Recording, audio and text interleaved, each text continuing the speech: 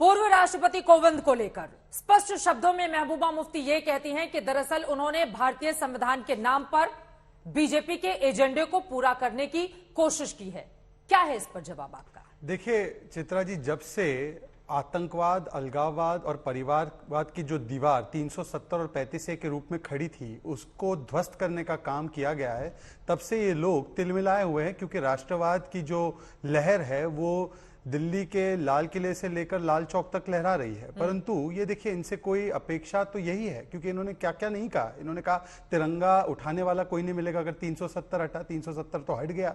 इन्होंने कहा कि जो युवा बंदूक उठाते हैं वो भटके हुए हैं, भूले हुए हैं।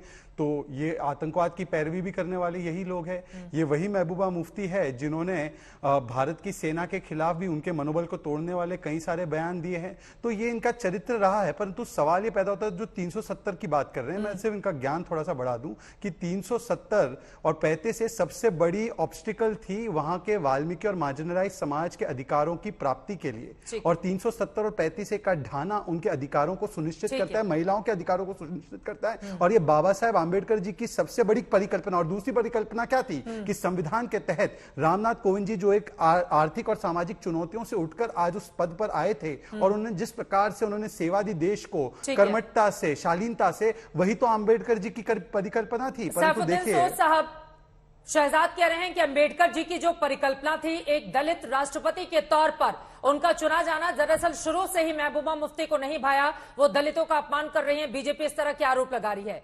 महबूबा मुफ्ती के सवाल पर और बीजेपी के जवाब पर टिप्पणी आपकी, कांग्रेस की क्या सोच है इसको लेकर?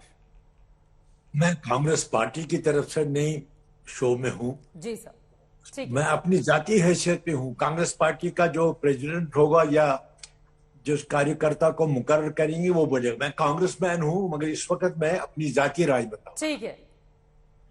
तो पार्टी के लोग जो हैं, कार्यकर्ता, वो बताएंगे अपनी राय। आपका मेरा क्या ख्याल मानना है महबूबा मुफ्ती ने कोई गलत बात नहीं कही है। आप उनकी बात को समझने की कोशिश कीजिए। 370 बीजेपी को, आरएसएस को बड़ा अच्छा लगता है, एकतरफा तौर आपने हटाया, जबकि ये यूनियन और जम्मू कश्मीर के लोगों के दरमियान एक वादे के तहत आ गई थी दफा कॉन्स्टिट्यूशन में, और आपने हटा ली। और उस पर आप ढोल बजा रहे हैं। और कश्मीर के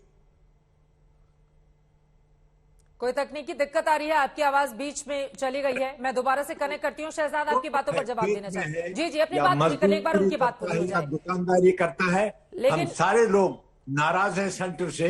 बीजेपी ने अकेले तो ऐसा किया नहीं।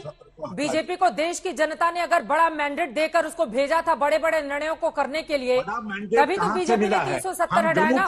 लोकसभा से, राज्यसभा से बिल पास होता है, उसके बाद यह होता है।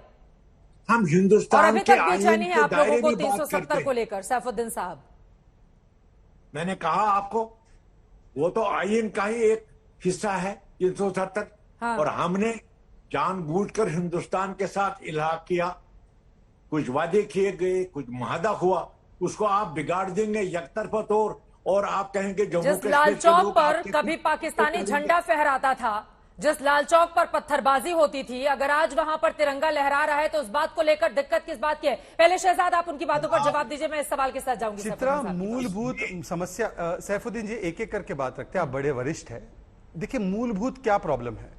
जो लोग परिवार तंत्र में यकीन रखते हैं ना, आज लोकतंत्र का बहुत बड़ा उत्सव और पर्व है कि एक ऐसे राष्ट्रपति जो बहुत ही मार्जिनलाइज समाज से आए, और एक ऐसी राष्ट्रपति जो पहली महिला आदिवासी राष्ट्रपति के पास वो पद जा रहा है, गया है, और वो आसीन हुई है। तो ये लोकतंत्र का पर्व है। तो ये मातम मनाने वाले परिवार तंत्र। और एक ही बात, इंडिया टुडे की कुछ रिपोर्ट लेकर आया हूं। सैफुद्दीन सोज साहब ने कहा है कि पीओके भारत का कभी नहीं हो सकता। पार्लियामेंट का रेजोल्यूशन है कि पीओके हमारा है। सैफुद्दीन सोज साहब, आपने कहा है कि पीओके हमारा कभी नहीं हो सकता। अब सुन लीजिए, मैं आपकी सैफुद्दीन सोज फाइल्स खोल रहा हूं। सोज फाइल्स आज खुलेगी पूरे देश के सामने कि ये परिवार तंत्रिक किस प्रकार के विचार रखते हैं। ये कहते हैं कि आजादी चाहते हैं कश्मीरी, कश्मीरी पहले आजादी चाहते, ये आपका बयान है या नहीं है? फिर ये कहते army places havoc with the people's constitutional rights. ये इनका बयान है कि अफजल गुरु के राइट्स को वायलेट किया, सुप्रीम कोर्ट ने वायलेट किया। एक सेकंड सोच साहब, आपकी सारी फाइलें खोल रहा हूं। उन्होंने कहा 370 हटाना, कश्मीर को हिंदू बनाना है। ये सोर्स फाइल्स है, और ये सोर्स फाइल्स, ये चाहे महबूबा फाइल्स, ये सारी फाइल्स परिवार तंत्रियों की है, क्योंकि ये सारी एक ही भाषा बोलते हैं। सेना को अपमानित करने का, संसद से सवाल उठाने का, भारत की संवैधानिक प्रक्रियाओं पर सवाल उठाने का इनका डीएनए एक ही है। वो कह रहे हैं आप लोगों का डीएनए एक ही है, इसीलिए जुबान एक ही तरफ चलती है। सैफुद्दीन सोज साहब, किसकी जुबान? आपकी, महबूबा मुफ्ती की, और बाकी लोग जो 370 पर बार बार सवाल खड़े करते हैं। लेकिन जरा राष्ट्रपति पद पर आते हैं ना सैफुद्दीन सोज साहब, सारी बातें एक तरफ, अपनी राजनीति को चमकाने के लिए क्या राष्ट्रपति पद की गरिमा को तार-तार किया जाएगा? सबसे बड़ा सवाल तो ये है ना। हम तो इसकी तरदीद करेंगे कि गुमराह हो गई थी गवर्नमेंट ऑफ इंडिया जिन्होंने 370 को हटाया। वो तो आप समझौते के हटा सकते, लोगों से बात नहीं हुई। आप ऐसा कर सैफुद्दीन जी, वहां के वाल्मीकि समाज को अधिकार मिले, आप इसके खिलाफ है क्या? आपकी कांग्रेस इसके खिलाफ है? हो जाएंगे सैफुद्दीन साहब, वाल्मीकि समाज को, सैफुद्दीन साहब एक एक करके बात करते हैं, आप बड़े वरिष्ठ हैं।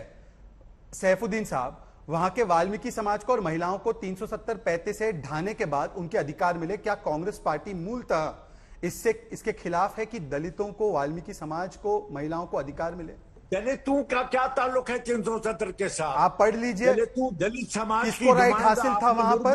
अरे सैफुद्दीन सोज साहब, 370 तो अब इतिहास के पन्नों में दर्ज हो चुका है ना। क्या जम्मू कश्मीर को अब इससे आगे बढ़ने की जरूरत नहीं है? वहां के युवाओं की आकांक्षाओं को पूरा किया जाए, रोजगार दिया जाए, एक नए कश्मीर की बात हो, ये सारी चीजें क्यों नहीं समझ में आती आप लोगों को? नहीं, एक सेकेंड सर, एक सेकेंड, मैं कोविंद जी पर आ जाती हूँ एक बार फिर से, राष्ट्रपति कोविंद पर, जो भूतपूर्व हो चुके हैं। सैफुद्दीन सोज साहब, कोई टीचर क्या अपनी राजनीति को चमकाने के लिए कश्मीरी समाज इस तरह की भाषा बोला जाना जरूरी है? वो मरकज से नाराज हैं कि उन्होंने 370 को हटाया। आप जबरदस्ती इसमें कहते हैं एक हम भी वही बोलेंगे, आप भी वही बोलेंगे। सैफुद्दीन साहब, हम सैफुद्दीन साहब, हिंदुस्तान का आईन मानेंगे, अपना आईन भी मानेंगे। सैफुद्दीन साहब, आप आईन मान रहे हैं ना? आप आईन मान रहे हैं?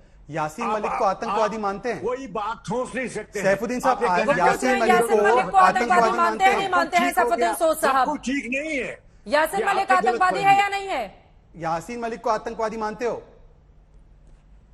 आपको यासीन मलिक को सयाकू सबाक से अलग करके क्या बात करते? ये कांग्रेस के नेता यासीन मलिक जिसकी कन्विक्शन हुई है एक आतंकवादी है, उसकी पैरवी कांग्रेस पार्टी कर रही है, क्योंकि उन्हें एक दलित राष्ट्रपति जो हुए हमारे भूतपूर्व उसका स्वागत हम करते हैं, करना है। इसलिए ये यासीन मलिक तक को आतंकवादी नहीं मानती है कांग्रेस पार्टी के नेता है। यदि ये नहीं है कांग्रेस पार्टी के नेता, तो मैं जानता हूं जयराम रमेश टीवी देखते हैं, आज तक खास तौर पर देखते हैं, लेटर भी लिखते हैं, उनको बताना चाहिए सैफुद्दीन सोज उनकी पार्टी में है या नहीं है। चले ठीक है।